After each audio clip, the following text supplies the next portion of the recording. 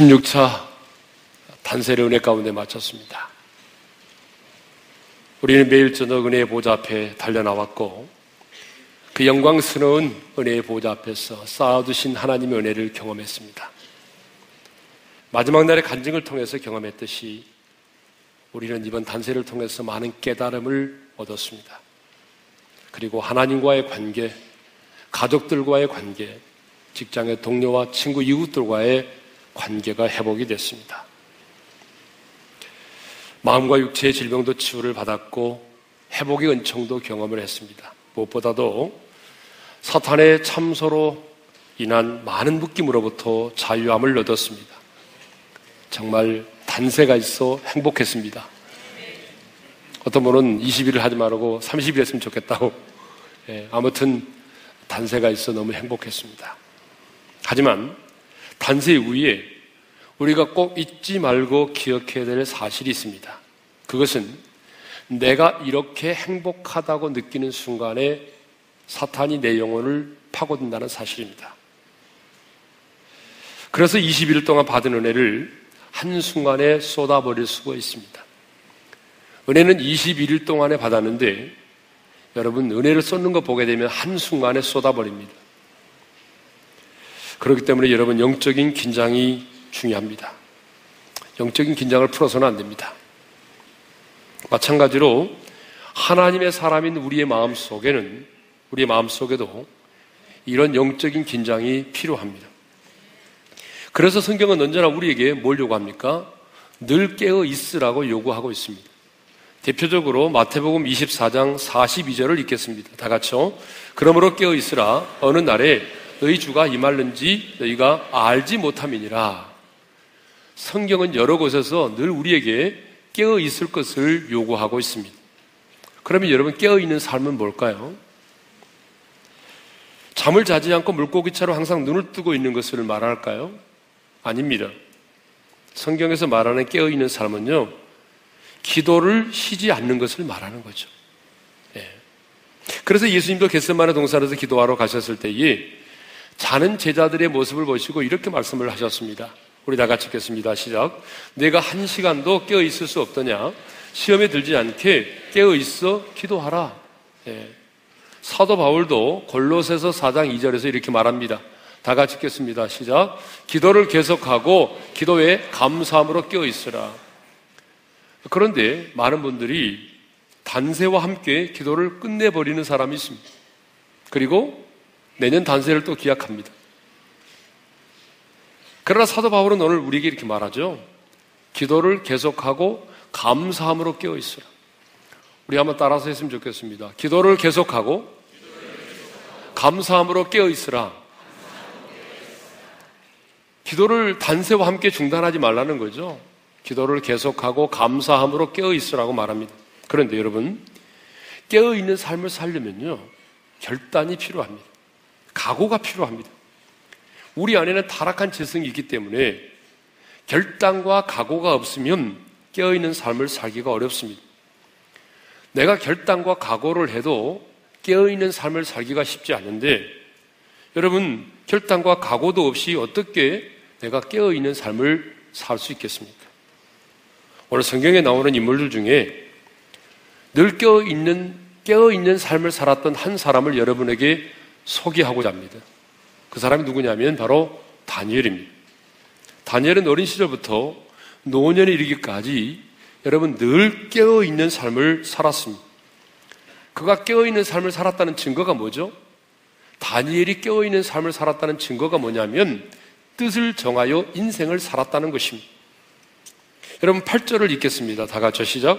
다니엘은 뜻을 정하여 왕의 음식과 그가 마시는 포도주로 자신을 더럽히지 아니하리라 하고 자기를 더럽히지 아니하도록 환관장에게 구하니. 여러분 뜻을 정했다는 말이 무슨 말입니까? 결심했다는 거잖아요. 각오를 했다는 말입니다. 나는 이렇게 살리라. 다니엘은 어릴 적부터 나는 이렇게 살리라. 그렇게 뜻을 정하여 인생을 살았습니다. 어릴 때부터 믿음의 줄이 느슨하게 풀어지지 않도록 뜻을 정하여 인생을 살았습니다. 다니엘은 운명에 맡겨 인생을 살지 않았습니다. 여러분, 조상들의 제약으로 인해서 자기 자신이 지금 포로로 끌려오게 되었지만 그렇다고 해서 자기의 조상들을 원망하지도 않았습니다. 자신이 처해 있는 포로로서의 상황에 매임을 당하지도 않았습니다. 자포자기하지 않았습니다. 다니엘은 뜻을 정하며 인생을 살았습니다. 그러면 다니엘이 나는 이렇게 살리라 뜻을 정하며 살았는데, 그 다니엘이 나는 이렇게 살리라 정한 뜻이 뭘까요? 저는 세 가지라고 생각을 하는데, 그 첫 번째는 거룩하게 살리라입니다. 여러분, 8절 상반절을 읽겠습니다. 다 같이 시작. 다니엘은 뜻을 정하여 왕의 음식과 그가 마시는 포도주로 자신을 더럽히지 아니하리라. 왕의 음식과 그가 마시는 포도주로 자신을 더럽히지 아니하리라. 그런 뜻을 정하게 된 거죠. 한마디로 말하면 나는 거룩하게 살리라 결단을 한 것입니다. 경건을 자신의 인생의 목표로 삼은 것입니다. 그러면 왜 다니엘은 왕의 음식과 포도주를 먹지 않겠다라고 했습니까? 그것은 당시에 왕이 먹는 음식과 포도주는 관습대로 바벨론의 우상들에게 제사를 드려진 음식이었기 때문에 그렇습니다. 그래서 다니엘과 세 친구들은 어때요? 그 우상의 음식을 먹음으로 어때요?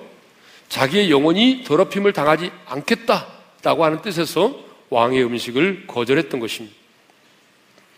하지만 여러분, 이것은 정말 쉽지 않은 결단입니다. 왜냐하면요, 이 다니엘과 세 친구들이 이 왕의 음식을 거절할 때가 어느 때냐 그러면 한참 성장할 성장기입니다. 그리고 식욕이 왕성한 때입니다. 여러분, 식욕이 왕성한 때는요, 저도 가만히 설교 준비하면서 생각해 보니까 식욕이 왕성할 때, 중학교 3학년, 고등학교 1학년 때 반찬이 없어도 있잖아요. 간장에다가 참기름 넣어가지고 어때요? 밥을 비벼 먹으면 2양푼씩 먹었던 것 같아요. 네, 반찬이 없어도. 네.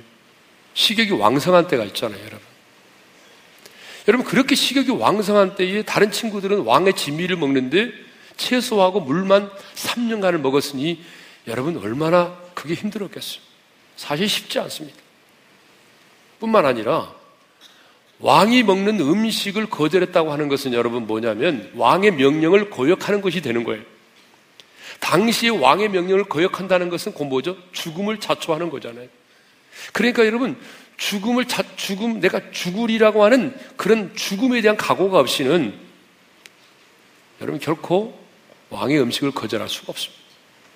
세 번째로, 왕이 내리는 이 음식을 거절한다고 하는 것은요, 자신들에게 찾아온 출세와 성공의 기회를 어떻게 놓칠 수 있다는 것이죠.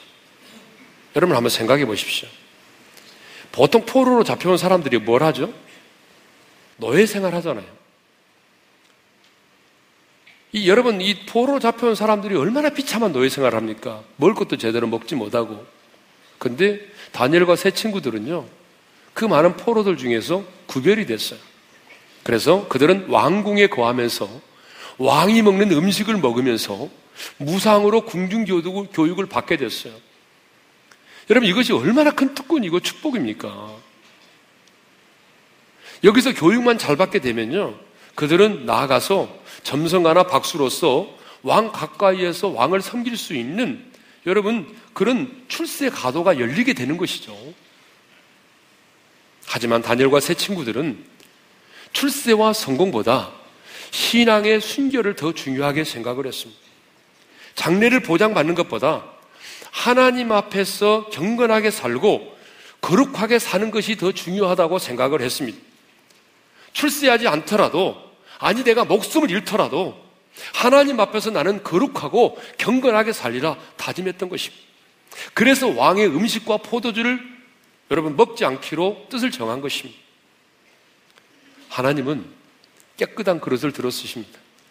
하나님은 이렇게 깨끗하게 준비된 사람을 들어 쓰십니다. 많이 배웠다고 하나님이 그 사람 쓰는 게 아닙니다. 여러분, 좋은 가문에 태어났다고 해서 하나님이 그 사람 들어 쓰는 게 아닙니다. 여러분, 조금 못 배웠어도요, 순결을 지키는 자, 제약이 관영한 이 세상 속에서도 거룩한 열망을 가지고 신앙의 정절을 지키는 자를 하나님이 들어 쓰시고 하나님이 그 인생을 책임져 주시는 것입니다. 저는 우리 오륜의 성도들에게도 이런 결단이 있기를 진정으로 소원합니다. 나는 비록 가난해도 거룩하게 살아보리라. 나는 좀 배우지 못했지만 하나님과 내 자녀들 앞에서 정말 깨끗하고 경건한 사람으로 한번 살아보리라. 여러분, 이런 다짐이 오늘 말씀을 듣는 우리 모두에게 있기를 주님의 이름으로 축원합니다. 특별히 다음 세대인 우리 형제와 자매들이 다니엘처럼 뜻을 정하여 이렇게 거룩한 인생을 살 수 있기를 원합니다. 나는 거룩한 하나님의 사람이기 때문에 술을 먹지 않고, 나는 거룩한 하나님의 사람으로 살아야 되겠기 때문에 내가 담배도 피지 않고, 나는 결혼 전까지 순결을 지키리라. 유혹이 와도 나는 컨닝을 하지 않으리라. 가정과 직장에서 내가 쫓겨나는 일이 있어도 나는 우상을 숭배하지 않으리라. 여러분, 이런 결단이 우리에게 필요한 것입니다. 다니엘에게 이런 거룩한 결단이 있었습니다. 두 번째로, 다니엘의 뜻을 정한 것은 뭐냐면 기도하며 살리라입니다. 자, 다니엘의 인생을 묵상해 보게 되면 다니엘은요, 나는 이렇게 기도하며 살리라, 그렇게 뜻을 정하여 인생을 살았습니다. 다니엘이 왕으로부터 총애를 받게 되니까 당연히 시기하고 질투하는 사람이 나타나게 되어 있습니다. 그래서 다른 두 총리와 고관들이 다니엘을 숙청시키기 위해서 왕으로 하여금 한 금령을 내리게 만들었어요. 그 금령이 뭐죠? 그것은 왕 이외의 어떤 신에게나 어떤 사람에게 무엇을 구하면 사자굴석에 집어넣도록 한다는 것입니다. 하지만 다니엘은 자기 집에 돌아와서 어떻게 했습니까? 여러분, 다니엘 6장 10절을 읽겠습니다. 다 같이요, 시작. 다니엘이 이 저서에 왕의 도장에 찍힌 것을 알고도 자기 집에 돌아가서는 입방에 올라가 예루살렘으로 향한 창문을 열고 전에 하던 대로 하루 3번씩 무릎을 꿇고 기도하며 그의 하나님께 감사하였더라. 우리 한번 따라서 합시다. 전에 하던 대로. 여러분, 전에 하던 대로라는 표현을 보게 되면 다니엘이 어린 시절부터 하루에 3번씩 무릎을 꿇어 기도해 왔음을 알 수 있습니다.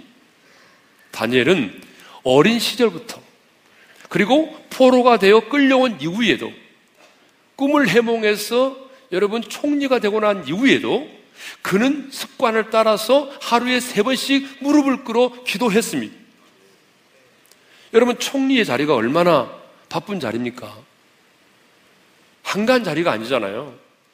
그러면 그렇게 바쁜 일과 속에서도 여러분, 다니엘은 하루에 3번씩 시간을 정해놓고 무릎을 꿇어 하나님께 기도했다는 것입니다. 아무리 바빠도 기도하는 일만큼은 빠뜨리지 않았습니다. 왜 그래요?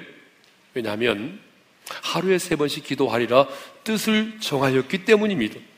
여러분, 생각해 보십시오. 뜻을 정하지 않았다면 어떻게 그 바쁜 일정 속에서도 그 사자굴 속에 던짐을 받는 상황이 다가오는 그 시간에 하루에 3번씩 기도할 수가 있겠습니까? 여러분, 오늘 우리에게도 기도에 대한 여러분 자신의 뜻을 정하시기를 바랍니다. 기도는 영적인 것이기 때문에 마음은 온이지만 잘 안 되는 게 기도입니다. 그렇기 때문에 여러분, 우리가 내가 기도에 대해서 시간을 정하고 내가 어떻게 기도하리라 정하지 않으면 여러분 절대로 기도는 안 됩니다. 기도라고 하는 게 그렇습니다. 여러분, 뜻을 정하지 않으면 여러분 절대로 기도 생활을 깊게 할 수가 없습니다. 여러분, 다니엘처럼 기도에 대하여 뜻을 정할 수 있기를 바랍니다. 다니엘이 뜻을 정한 게 뭐냐면 세 번째가 감사하며 살리라입니다. 다니엘은 하루에 3번씩 예루살렘을 향해서 하나님께 기도를 드렸는데 여러분, 그 기도의 내용이 뭐죠? 감사였어요. 그래서 6장 10절 하반절에 이렇게 말씀하고 있죠. 다 같이 읽겠습니다. 시작. 그의 하나님께 감사하였더라. 이것을 보게 되면 다니엘은 언제나 기도할 때마다 하나님께 감사를 드렸음을 우리가 알 수 있어요. 다니엘은 지금 왜 갑자기 왕이 이런 조서를 내렸지? 누구보다 잘 알고 있어요. 자기를 모함하고 자기를 음해하고 자기를 죽이려고 자기를 미워하던 사람들이 지금 자기를 숙청하기 위해서 꾸며낸 음모이고 모략이라는 사실을 잘 알고 있었습니다. 그리고 지금 내가 기도하는 이 시간, 그들이 어디에선가 지금 내가 기도하는 이 모습을 바라보고 있다는 사실도 알고 있었습니다. 그리고 한번 왕의 도장에 찍히면은 왕 자신도 그것을 변개할 수 없다는 사실을 알고 있었습니다. 지금 기도하면 내가 왕의 금령을 어겼다는 것으로 인해서 어긴 죄로 인해서 자신이 지금 잠시 후에 사자굴 속에 던짐을 받는다는 사실을 알고 있었습니다. 그런데 여러분, 그 상황 속에서 다니엘은 그 하나님께 감사의 기도를 드립니다. 여러분 같으면 그 상황 속에서 감사의 기도를 드릴 수 있겠습니까? 다니엘은 지금 자신을 모함하여 사자굴 속에 집어넣으려고 하는 그들의 계략이 수포로 돌아가도록 기도하지 않았습니다. 아니, 그들의 모략이 들통이 나서 그들이 내 대신 사자굴 속에 던짐을 받도록 기도하지 않았습니다. 다니엘은요, 그 상황 속에서도 자신을 바라보지 않고 자기가 처해 있는 상황과 환경을 바라보지 않고 그 하나님을 바라봤어요. 그리고 감사했습니다. 여러분, 이것은 감사가 오랫동안 습관이 되어 왔기 때문에 가능한 것입니다. 다니엘이 이런 상황 속에서 감사할 수 있었던 것은 여러분, 그가 어릴 때부터 언제나 하나님을 바라보며 감사하는 습관을 길러왔기 때문에 그렇습니다. 우리가 상황을 바라보고 환경을 바라보고 내 자신을 바라보면 누구도 감사할 수 없습니다.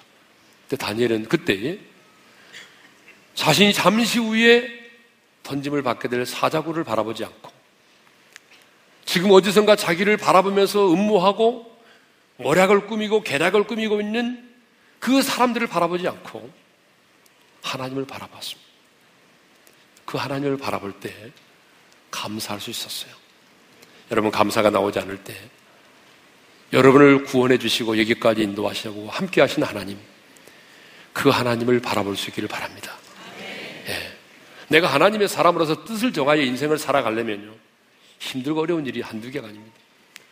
왕따를 당할 수도 있고 물질적인 손해를 보아야 되고, 다니엘과 세 친구들도 뜻을 정하여 인생을 살았기 때문에 좋은 일만 있는 것이 아니었잖아요. 풀무불 속에 던짐을 받기도 하고 사자굴 속에 던짐을 받기도 했습니다. 사람들로부터 모략을 받기도 하고 비아냥거림을 당하기도 했습니다. 그러나 다니엘이 나는 이렇게 살리라 뜻을 정하며 나아갈 때 하나님은 다니엘과 그 세 친구들에게 상상할 수 없는 은혜와 복을 주셨습니다. 뜻을 정하여 인생을 살아갈 때 하나님께서 다니엘과 세 친구들에게 부어주신 세 가지 은혜와 축복을 함께 나누기를 원하는데, 그 첫 번째가 뭐냐 그러면 동역자들을 만나게 되었다는 것입니다.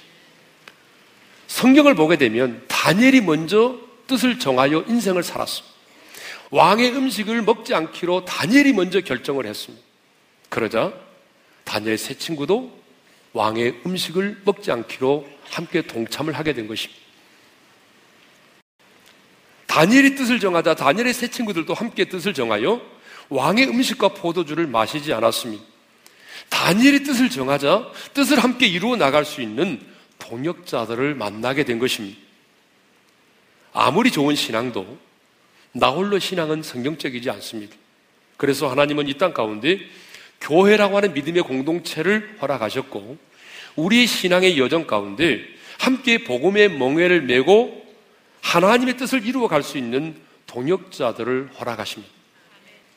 두 번째로 하나님이 함께 하심을 보게 됐습니다. 다니엘과 세 친구들이 열흘 동안 왕의 음식과 포도주를 먹지 않았습니다. 채소와 물만 마셨어요.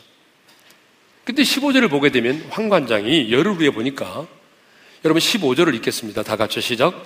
열흘 후에 그들의 얼굴이 더욱 아름답고 살이 더욱 윤택하여 왕의 음식을 먹는 다른 소년들보다 더 좋아 보인지라. 여러분, 황관장이 딱 얼굴을 보는 순간에 너무 다른 거예요. 자, 얼굴이 아름다웠어요. 더욱 아름답고. 여러분, 10일 동안 다른 친구들은 왕의 진미를 먹는데 이 친구들은 채소와 물만 먹었단 말이에요. 그러면 살이 빠져야 되는데 성경은 살이 더욱 윤택하여 그랬죠. 그래서 황관장은 알았어요. 하나님이 함께 하시는 사람이로구나. 그런데 그 이후에도 다니엘과 세 친구들은요, 하나님이 함께 하심을 사람들에게 보여주는 삶을 살았어요. 우리가 잘 아는 것처럼 이 세 친구들이요, 금신상에게 절하지 않아서 어떻게 됐어요? 평소보다 7배나 뜨거운 풀무불 속에 던짐을 받았잖아요. 얼마나 풀무불이 뜨거웠던지 그들을 던지던 사람이 불에 타 죽었단 말이에요. 그런데 놀랍게도 그 뜨거운 풀물불 속에 세 사람이 던짐을 받았는데 여러분, 네 사람이 그 풀물불 속을 걸어 다니는 것을 왕이 확인한 거예요. 너무 놀래가지고 느부갓네살 왕이 그 풀물불 속에서 나오라고 말했어요. 그런데 보니까 머리털 하나 그을리지 않았어요. 불탄 냄새도 없었어요. 그것을 확인한 느부갓네살 왕이 이렇게 고백합니다. 다니엘 3장 28절입니다. 다 같이요. 사드락과 메삭과 아벳느고의 하나님을 찬송할지로다. 무슨 말입니까? 하나님이 너희들과 함께하는 것을 내가 보았다는 거 아닙니까? 그래서 하나님을 찬양하게 되었어요. 다니엘이 사자굴 속에 던짐을 받았습니다. 그런데 하나님이 굶주린 사자의 입을, 천사들을 동원하여 그 입을 봉했어요. 그래서 다니엘이 상함을 입지 않았습니다.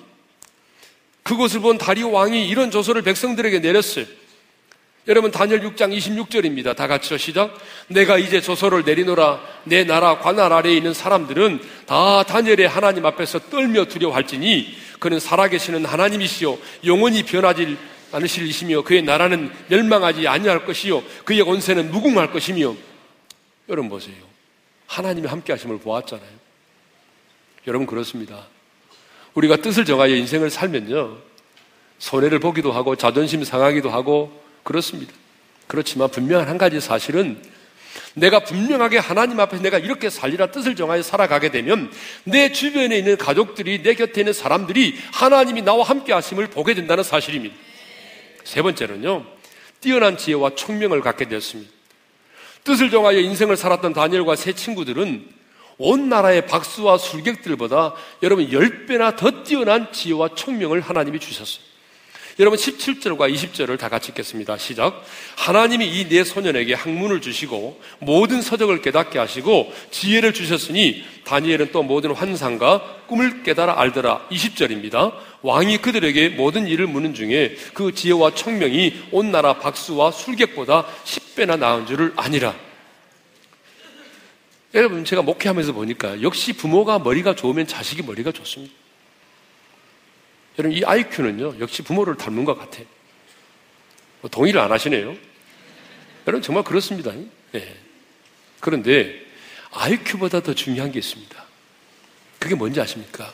지혜입니다. 지혜. 성경은 그래서 우리에게 늘 지혜를 말하고 있어요. 근데 하나님은 뜻을 정하여 인생을 살았던 다니엘과 세 친구들에게 지혜를 주셨는데 어느 정도의 지혜를 주신지 아세요? 그 나라의 박사와 술객들, 정말 IQ가 좋고 뛰어난 이런 지식을 가진 그 나라의 박사들보다 10배나 뛰어난 지혜를 주셨단 말이에요. 여러분, 우리가 한 사람보다 여러분 IQ가 2배가 많다면 어떻게 되겠습니까? 여러분 한번 생각해 보세요. IQ가 130인 사람에게 배가 되면 뭐가 되는 거죠? 260이 되는 거잖아요. 여러분, IQ로 계산하면 금방 감이 오잖아요. 그러면 여러분 한번 생각해 보세요. IQ가 130인 사람에게 10배가 주었다면 IQ가 1300인데 여러분 IQ 1300 들어봤어요? 하나님이 그 나라의 박사와 술객들보다 여러분 10배나 뛰어난 지혜와 총명을 주셨다는 거예요. 그래서 성경에 보니까 17절에 뭐라고 그러냐면 모든 서적을 깨닫게 하시고 어떤 책이라든지 간에 그 책을 딱 읽는 순간에 하나님이 그것을 깨달을 수 있는 지혜를 주셨다는 거예요. 그리고 하나님은 특별히 다니엘에게는요, 꿈과 환상을 해몽해 줄 수 있는 특별한 지혜를 주셨어요. 그래서 왕의 꿈을 해몽해 주었고 그것으로 인해서 총리가 되고 여러분 인생의 후반전 80이 넘는 그 오랜 세월 동안 정권이 바뀌었지만 3번이나 바뀌었지만 가장 영향력 있는 삶을 살게 만들었던 것입니다. 오늘 이 세상을 살아가는 우리들에게는 지식보다는 뭐가 필요하죠? 지혜와 총명이 필요합니다. 저 어릴 때 보게 되면요, 교회 안에 할머니들이 많이 계셔요. 근데 그분들이 주로 기도를 많이 하신 분들입니다. 근데요, 깜짝 놀란 게 뭐냐 그러면 그 할머니들은 소학교, 다시 말하면 학교 문턱을 지도본 적이 없어요. 학교를 다녀본 적이 없어요. 그런데 그분들을 만나보게 되면요, 얼마나 삶의 지혜가 있는지 몰라요. 왜 그래요? 지혜의 근원이신 하나님과 교제했기 때문에 그래요. 여러분, 지혜의 근원이신 하나님과 교통하고 교제하고 그분과 여러분 오랜 시간 함께 머물러 있으면 여러분 그 지혜의 영이 그 사람에게 임하는 것입니다. 하나님의 사람에게는요, 지식보다 중요한 게 지혜입니다. 그것을 통찰하고 분별해낼 수 있는 이 분별력이 얼마나 중요한지 아십니까?